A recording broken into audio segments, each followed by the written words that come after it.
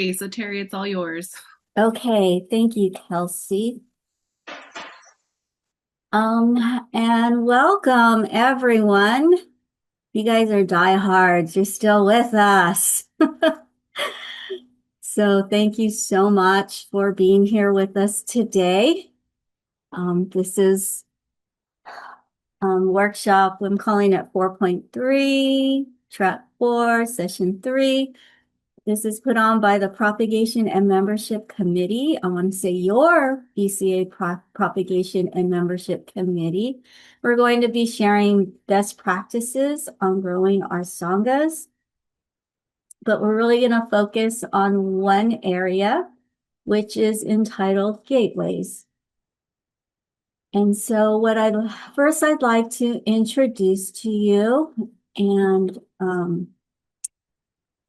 right before I started, I checked, but today we're going to have a presentation by Brian Furumoto.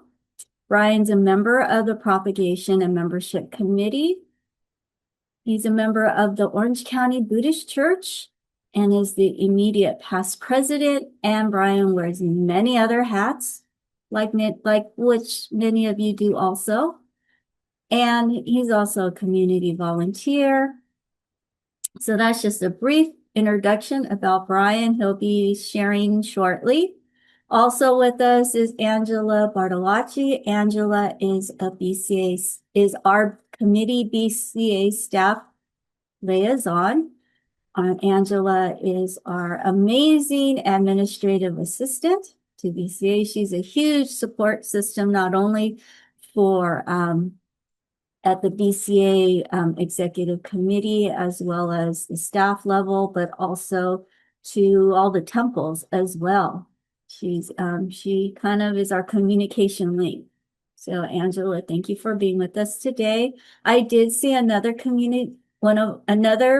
propagation and membership community member, Gary Mukai. And later I'll try and go through everything and see if I find anyone else. Oh, Reverend Dr. Kenji Akahoshi, who's also propagation and membership committee member, is on with us. So again, thank you to everyone for being with us today.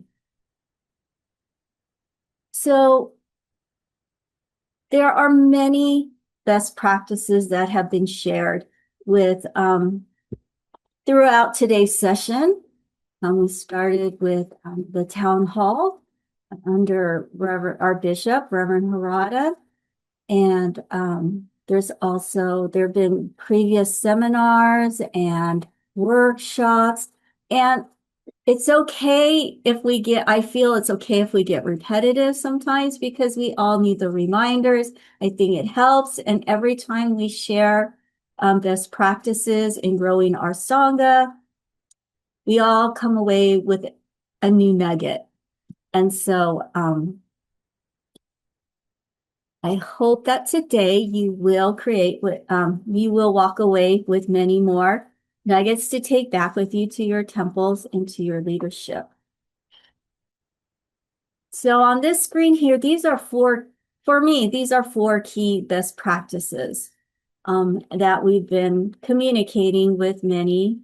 And one is your website, because really that is how one will find your temple. They don't know you exist. They're going to find you on the internet.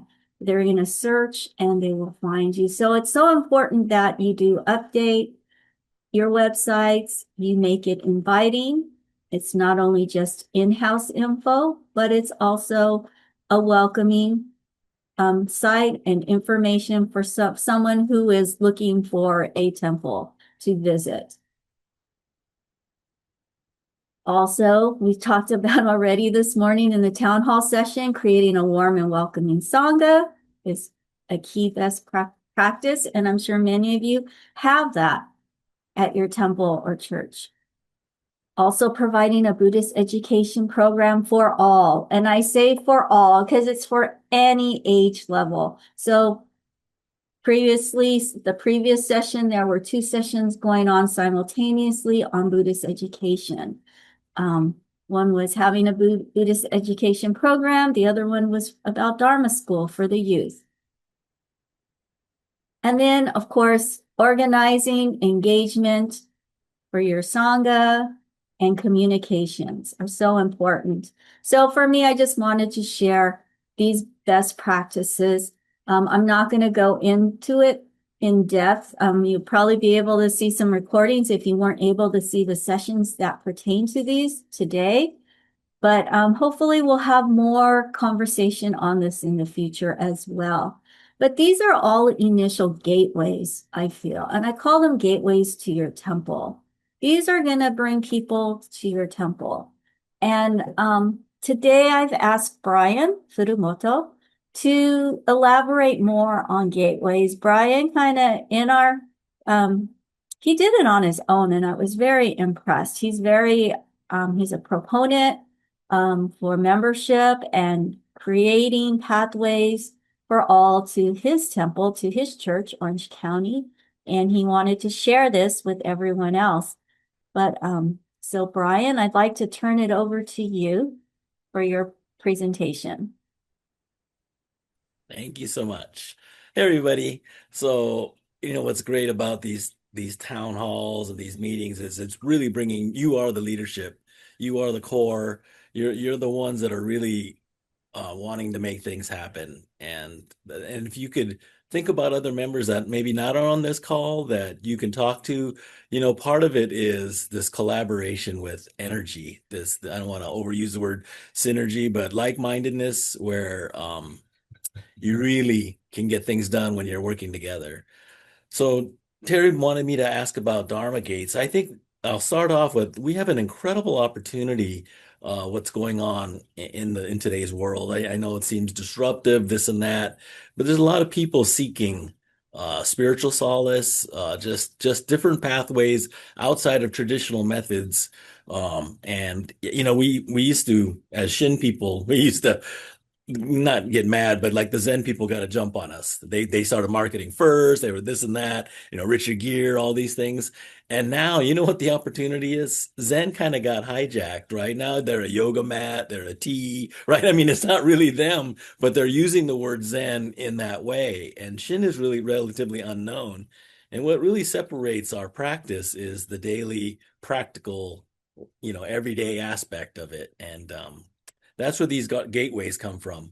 You know, uh, I'll talk a little bit about what has worked, and I know every temple has different situations, but I was fortunate to grow up at a temple where they invested in the youth quite a bit, and we built a multi-purpose building, this and that. But as I got more involved as an adult, I realized that it's not just the youth, it's people who are coming to the temple for whatever reason. People come in for various reasons. And Terry brought up a good point about the website. I'm not going to flash a lot of graphics on that. I'm going to tell maybe more story level because I think that's what's been resonating with people is when they find out what does it mean to show up at the temple, whether you're a newcomer or whether you've been there a long time. There's some common threads in there, and learning from those common threads really helps the newest person, right? Because there's something about, just a simple statement like, I just feel better going home on Sundays after showing up. I may have had a rough morning, this and that, but I showed up, but I always feel better going home. And that's a powerful statement for anybody, for any person's level when they're attending. So what I was going to add to on Terry's, on your website, there's a thing called SEO, which is search engine optimization. It's a technical term, but just put on your website, preferably on the homepage, family services are done in English. That English speaking will pop you up higher when somebody is searching for Buddhist temples near me. Some people might type in English speaking temples near me. If you're from Orange County area now, there's a lot of Southeast Asian temples that have popped up, and a lot of them don't speak English still, right? It's kind of maybe where the BCA was back in the 30s and 40s. Maybe it was predominantly Japanese at that time. So we've evolved, but we're actually getting some members now that are trying to have their children learn about Buddhism in English. So I think the word English speaking on your website is important. If you could just add that, that'll really help the search when people are looking. We have a tremendous advantage as far as we've been around a long time. Think about the cultural history that all of our temples have in a modern day setting, right? I mean, our Sanghas are all modern people now, right? Now, of course, there's always traditional values, and there's people that have been around for a long time blended in with the people that are just showing up. But it's a tremendous cross section of people that find value in our teachings, how we live. And this concept of living Buddhist, I think, is our secret, right? Is like, if you really want to learn about Shin Buddhism, get around people that are Shin Buddhist for one, right? That's where the Sangha comes in. How do they live their lives? What do they do professionally? How does Buddhism help their professional life?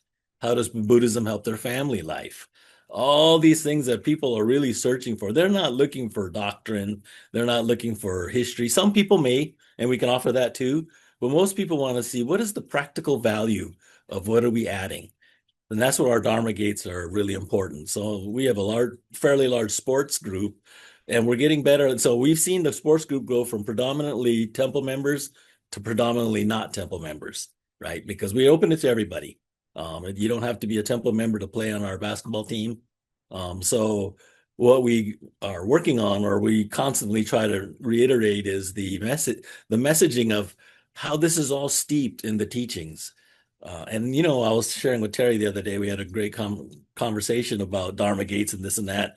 And sometimes you learn from your fellow temple members that you weren't expecting it. I gave her an example of, there's a relatively younger family that has come on board, and their kids have kind of grown up through it a little bit now. And we've asked him to be a member of our sports board because he's really involved with the sports. He grew up Christian. She grew up kind of not affiliated, had a relative that was in the BCA, but she wasn't fully invested in that. So she wasn't as familiar with our program. But then I heard him talk to our introductory meeting to these new families. And we have a program where it's called Chibiko Basketball, where there are 5 and 7-year-olds. And we have our high school sports players that are on teams come and help be the assistant coaches, if you will. And we get so many great comments from the parents saying, wow, your high schoolers, it's so great because our kids are so engaged with them, and how they're, how they treat everybody and how they teach. And so it was one of the better decisions that we made because, they don't like to listen to us old coaches. I coached my daughter, and, after a while, 5 and 7-year-olds don't relate to you as much as a high schooler. So we implemented them. Plus, it's bandwidth, right? They get volunteer hours, or this is their part of what they can give back. But it really connects the community. We like to see if OCBC really tries to focus on how many ways can we keep our community connected at all the different ages. And then so this sports board member was talking to the parents, and he said something really profound, unsolicited. I mean, I was almost willing to pay him, but he said, there was comments about these high schoolers. And he says, if you like the way these high schoolers are, it's because they grew up in this community. Their behavior is the result of growing up around these families. And I thought that was such a strong statement, right? Because all of our temples have these relationships with children and adults. And it really serves our children well when we can develop those relationships, because they go out in the real world. That means more than grades. How they communicate, how they have the respect, how they can stay engaged in a conversation. Those are the kind of values that our temples add to our families. And that's way beyond, I mean, you just can't come out and say that, but they can learn it, but that you can utilize that to see, the importance of how the teachings permeate all these different levels. Our scouting program's pretty strong too, and it's the same thing. It's really founded in the teachings. And so I can't reiterate that enough. And I know some temples have a hard time, like, just developing programs. Just start with maybe having adult discussion after services. Just have somebody lead that. Keep the conversation going, whatever the Dharma talk was. Because, I spend more time in the adult discussions now after my kids are all out of Dharma school now. They're all out of Taiko. So I spend more time in some of these adult. And some of them came through if you don't have a mindfulness service before the actual service, some temples maybe are thinking about it, but there's a lot of outside people looking for that too. Just, we used to call it meditation service, but we're not that per se, right? So mindfulness kind of took that name over, and it does have some chanting. It does have some quiet time, and it's a really soft entry, if you will, to the teachings. We have a lot of new faces that show up to that. It's not really all these families and all that. It's not overwhelming, and they get to kind of learn it on their own basis. And it's a come and go as a program. There's no attendance, obviously. And we actually have a Wednesday Zoom version of that. So it's even easier to come in on a Zoom than actually showing up. But I think it kind of walks them through where they could see that there's more value each time they see these steps. You know, the mindfulness Zooms are important. They hear a little bit of the teaching. They start connecting with some of the people, whether it's a minister's assistant or the actual minister. And then if they show up on a Sunday mindfulness, they'll see a little bit more familiarity. And I've actually talked with some people that have become full-blown family service member attendees that came through that channel. And they said, yeah, it was a great way to learn. In fact, they were kind of blown away. They used to only come to the Wednesday Zooms, and then they showed up early on Sunday, but they would leave before the families came. And in fact, they were coming during the summer. So a lot of our temples kind of slow down in the summer. And then one of them showed up on what we call our opening day, which is like when Dharma School opens and all the organizations open. Usually it's in September. And he goes, wow, where did all these people come from? Right. And so it kind of surprised him, but it also shows you that people really don't know what's going on at the temple level. He actually used to come on a Wednesday, and when we used to have him live before COVID, he would come on a Wednesday evening and he goes, what do they have all these buildings for? There's nobody here at night, because he didn't realize how active actually the temple really was if you're only seeing one little part of it. So I know every temple has different opportunities. I want to say opportunities because the great thing is we all have a great message. Our communities have been together for a long time. We really know how to organize things. The disadvantage that we've had as Shin Buddhists, we never evangelize. We never thought about spreading our teachings, right? Because it was never part of our mission, if you will. And not to say that it has to become part of the mission, but we do want this. We do find a value in these teachings to go on. And that's how I look at it, right? I don't look at it like, hey, we're just trying to wrangle people and convert people, but we really want to share the value of the teachings because let's face it, right? The society would be a much better place if a lot of people would embrace what we've learned and continue to learn. And it's a powerful message. But it doesn't have to come across as being that strong. It just comes across as ask around and see what adds value to their life. I think the greatest testimony, if you will, are our current members that are finding value. And maybe it's going back as you're all temple leaders, going back and maybe have a little conversation with them. Hey, I see you come every week. I know your families grow up now, but what do you individually find the most appealing of this place? You'll find these answers, and then you'll also know what's going to attract other people. So we've got a lot of new faces that have come in that are completely different ethnicity, and they're looking for something. What they're really looking for is Sangha.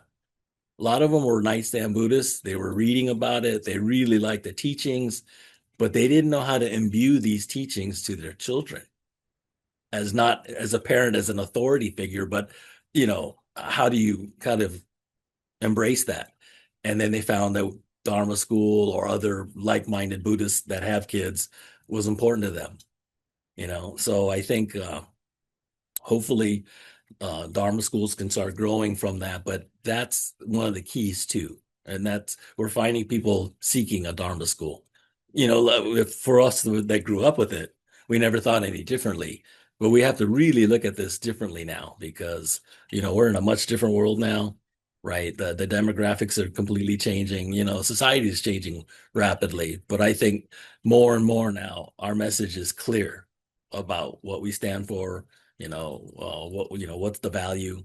These teachings have been around a long time and have gone through any kind of test, if you will, the authenticity.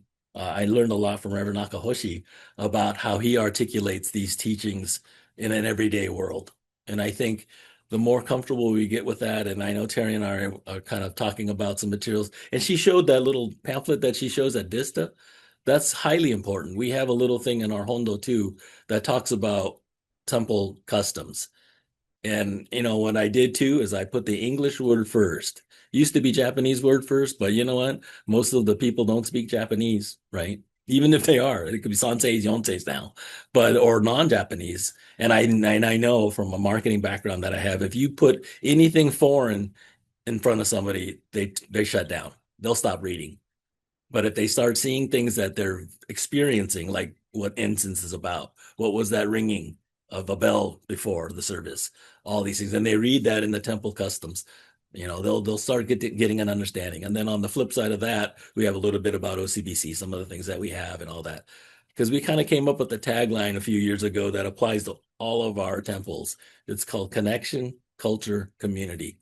I mean, I think those three C's pretty much encapsulate all what our temples are all about, right? I mean, we all have a connection to the teachings, we have connections to each other, culturally. And I don't mean just cultural, ethnic culture, but the way we do things, the way we organize, the way the BCA has, you could see by the faces on this call, we have a certain culture of how we do things. It doesn't matter what your background is. There's a certain understanding and the way we do things. And I think that's so valuable. People love consistency, right? They don't come out and say that, but when they see consistency, that you're the same way, when I see you on this Sunday versus that Sunday and this and that, there's something really comfortable about that. And that really resonates. What also resonates is when kids have friends and they see that the parents are friends. That's a huge thing. They don't know the word security, but that's what they're feeling, because they can realize that that's what community is all about, right? It's all of these groups coming together and working together. Yes, we work hard too, right? And we ask a lot. And I think even OCBC wise, we have to always remind ourselves that, look, we are a volunteer army. I know John Arima talked a lot about that. And it's so important, especially in today's world. A lot of people want to just throw money at an issue, right? I don't have the time. How much does it cost? Well, I don't know how to fix that. How much does it cost? Right? This and that. But sometimes it's the hands that we need. And it's the hands working together that creates these strong bonds, right? And so I know all the temples have these strong hands and these strong bonds, and you can find them. It's all scalable, right? It doesn't matter what size you are. We have this really strong, deeply rooted community that can add so much value, right? And it's being able to articulate the value. So going back to what, Terry and I are maybe working on some things that can help all the temples with how to talk to a new person, how to make them feel comfortable. And, a lot of it is just knowing what to say. And maybe you don't have to be the one, like her handout at Vista. You don't have to be the one, the authority figure. You just hand that out and let that person learn about that. That creates that connection. And they'll remember you if you have name tags or whatever, but they'll help remember you. They'll say, oh, this may help you out. You give it to the newest person, and then they can read. You don't have to read it with them, but they can read. Because part of some of the challenges that we have is new people may ask a question you may not be able to answer, or don't know how, and you don't want to say it wrong, or whatever the reason is. And I get that, but maybe if there's enough information on something like that could bridge that gap, that certainly would help, right? Because what really makes people stick is if they feel comfortable, if they feel welcome, they learn something, right? And if they learn something, or they got some of their questions answered, then they have a tendency to come back. And if you're one of our more experienced temple members, there's a concept called feel, felt, found, especially if you came in from the outside and they ask you, and be honest about it, but just says, hey, I understand how you feel. I felt the same way. You know what I found out? Right there, you have connected that bridge, because you're using your personal experience to help them, right, feel more comfortable or connect them. Because we all know somebody at our temples that can answer these questions, right? Says, that is a great question. I know who can help you with that, right? So I just think, you see, and then you're just a conduit sometimes. That's great. You're an ambassador. You don't have to know all the answers, but you know where to find that answer. Or you could say, you know what, that's a great question. I want to make sure I gave you the right answer. So instead of just blurting this out, can I find out for you? Is there a way I can either let you know through your email or whatever? Because that is a great question. And see, people don't also like to be talked over like, oh, he's just trying to, say something just to, make me feel better or connect or patronize, I guess is the word I'm looking for. No, not that. We're transparent, honest people. That is a great question. I personally don't know the answer, but I know somebody who will. Can I get back to you? Or, something like that. I think all these little kind of things make a big difference. And I think we can start that at any level, excuse me, at any level at our temples. It just starts with that, making it personal. If you can make it personal, and that's people are looking for that personal connection. Like Terry was saying, if you can remember their name or this and that, that's huge in today's world, right? And so I think about Cheers, if you remember that TV show, or even like some of the modern day Starbucks now, they build these mini communities of people that know where everybody knows your name kind of thing. But nobody should feel outside, like when they come in and said, oh, everybody knows their name but me. No, you could be added to that. So you're a name that gets remembered. So I'm starting to see that at OCBC. After COVID, we're seeing a lot of new faces, totally different demographics. We're rediscovering how we need to connect to them, right? The Dharma gate is working. People are seeking the Dharma, or there's some people that are coming through our other programs, but we can use Dharma as the foundation. People are looking for that. People are more well read now, right? I mean, the internet is the greatest opportunity for us now to be known, right? So I think the importance of utilizing that. And then social media. I mean, I know a lot of it is we don't know anybody who does that. And I kind of help run our Instagram on OCBC, and I made it purposely an educational platform, not just a billboard for our latest things. So if there's any temples, I'm giving you total okay. If it's an educational post, they just repost it. If you can't think of any content, just grab one of our posts, because a lot of times it's talking about a BCA article, or it's talking about Renyo or Shinran. They're very not generic per se, but it doesn't have to be just coming from our temple. It could be to any of them, right? So I kind of look at it as a way of us sharing and also getting that out, right? And I got to say, personally, I've learned a lot about Buddhism by just doing this research. I think it's been good for my journey personally, just because it's forcing me to read about what I'm trying to portray, right? And so some of us who grew up with this through osmosis were like the worst ones to teach, because we just kind of grew up with it, but we never had to articulate it. And this is where I learned from the newest people. Oh, what do you find that connects with you? How does this resonate in your life? Because I'm always looking to be a student, right? Because I can learn from them, because they're in a much different perspective than I was growing up, and what's resonating, whether it's a young parent, an older person. We're getting a lot of young people now coming in, college age, just out of college, because I think there's just a lot of people, and I think this is going to be an incredible trend for us, is that Shin Buddhism is going to start separating itself from other Buddhisms as, I don't want to say the cool one. We're never going to like judge others, but it's the most relevant because of how the whole foundation was. It's not trying to become something. It's just putting a big mirror up and learning from that. And I think that adds so much value to anybody, right? I mean, that's kind of Shinran's vision of saying all this deep practice monastic life wasn't getting him any closer, when he realized this is a universal thing. All the fishing people and all the farmers, they must have access to it too, right? Because if it's universal, like they're saying, it shouldn't be just this elite thing, right? And so that's the opportunity we have, is that how incredible this connects to the lay person, or to that, and how practical it is. And that's what I try to see coming out of the adult discussions. Can they take a nugget? Can they take a nugget home and start applying it? Right. And I heard that this morning with one of the town hall talks. It was actually Andrea Chapman, right, from Ekoji. She was basically saying, yeah. And then I started going to service, and I tried to start seeing how that fit in my life. I would take the Dharma talk and start applying it, right? And she came completely from the outside, had no clue, right? And I think those are really great nuggets too for all of us, especially all of us that are kind of struggling to figure out, well, what are people really looking for? The answer is a lot of times the newest person that comes in, or find the member that is kind of one of your latest members of what's really resonating with them, and find a longtime member. Well, what keeps you around? What's the value, right? So anyway, Terry kind of, I didn't know what she was really expecting me to say, but I was kind of, just share a lot of kind of what I've experienced and gone through, but also see what has worked and what has connected. So anyway, Thank you. Well, I'm open thank for you, Brian. No, that was great. That was great. I'm glad you shared. I know you have a lot more to share, so that'll probably be another session.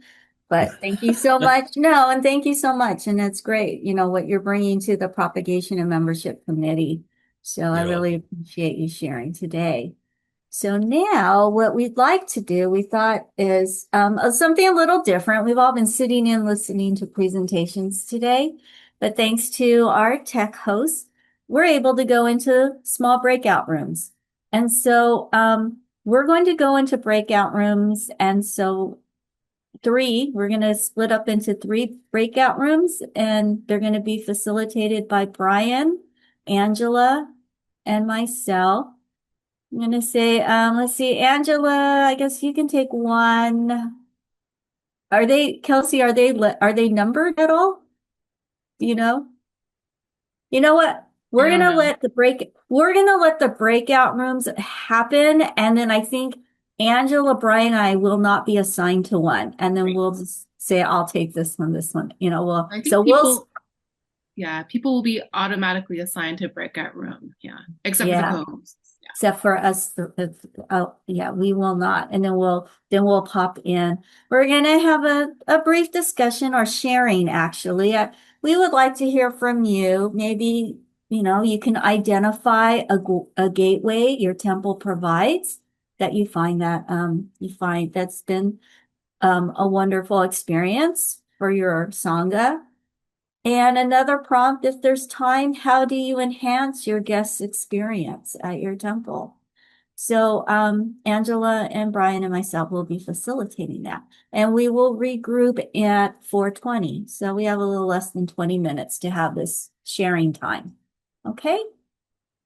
So we're going to let Kelsey do her magic. Oh, yeah. Angela, you can be room 1. Brian can be room 2. I will be room 3. Okay. I think people are going into the rooms. Okay, great.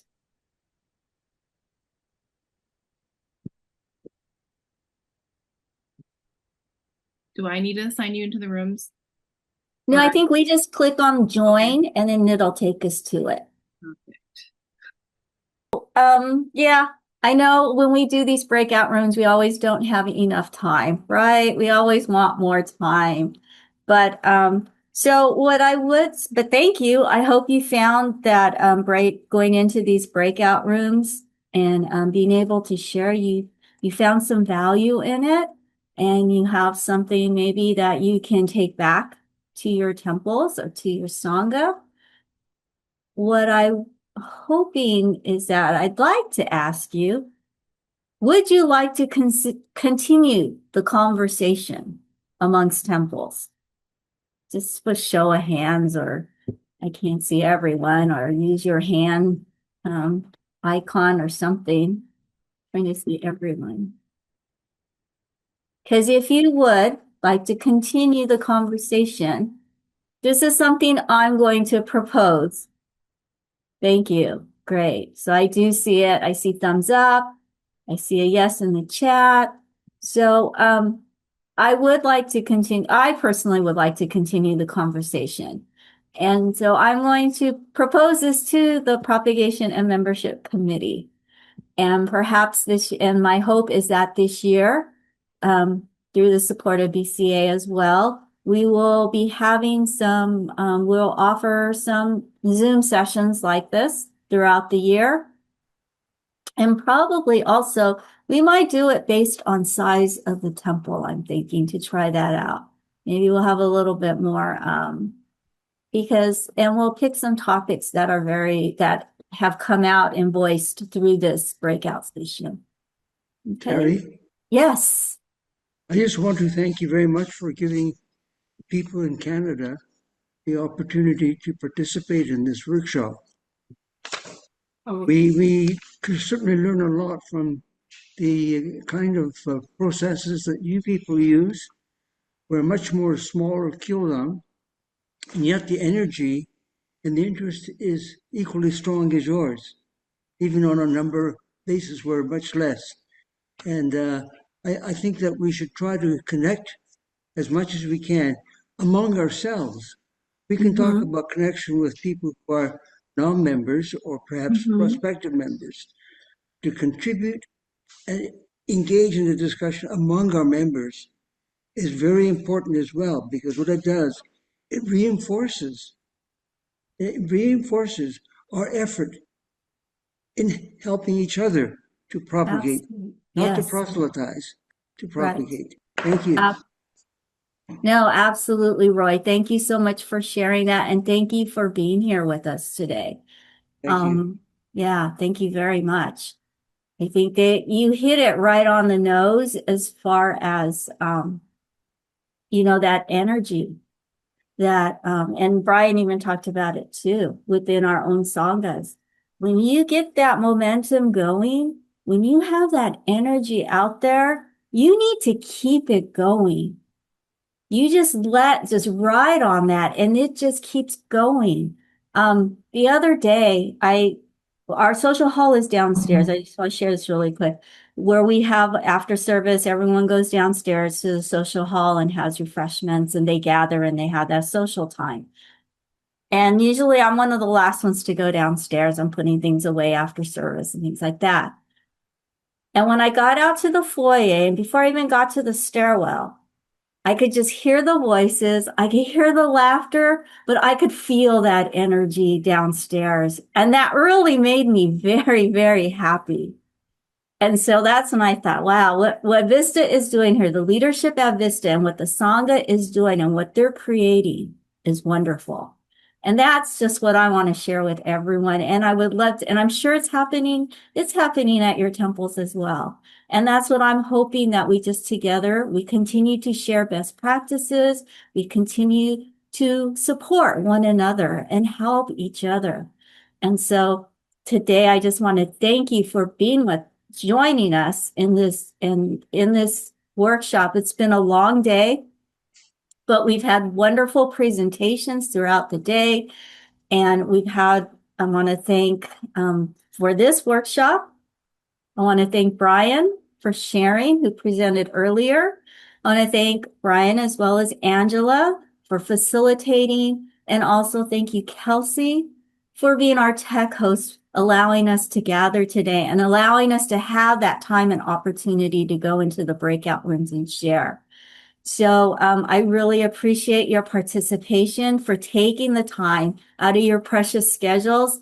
And I truly feel that your presence here today it just shows your dedication to your temple. And so personally, I want to thank you for all that you do, because it's so important for what you're doing to continue to allow the Dharma and Shinran Shonin teachings to be accessible to all. And of course, if you have any questions, sharing, I'm going to put it up here. I have my email address again. Please, you want to continue the conversations. I know a few of you reached out to me after this morning's town hall. Thank you so much. I will be answering your questions and or your asks. But we're here. We're all here together, and that's what today brought us even closer. So thank you very much. I hope to see many of you next week in person at the National Council meetings. And hopefully I can meet you in person and we can have some chats there. So I see Bishop Harada, you're on this meeting with us. I would like to close with Gasho. So Okay. Reverend Harada, could you please close us in Gasho, please? Thank you everyone for attending all day, and hopefully we'll see many of you next week in Renton. See you in the hospitality room. Gasho, Namandavats, Namandavats, Namandats, Namandavats, namandats, Namandavats. namandats, namandats. Thank you everyone. Thank Thank you all. you. Thank you.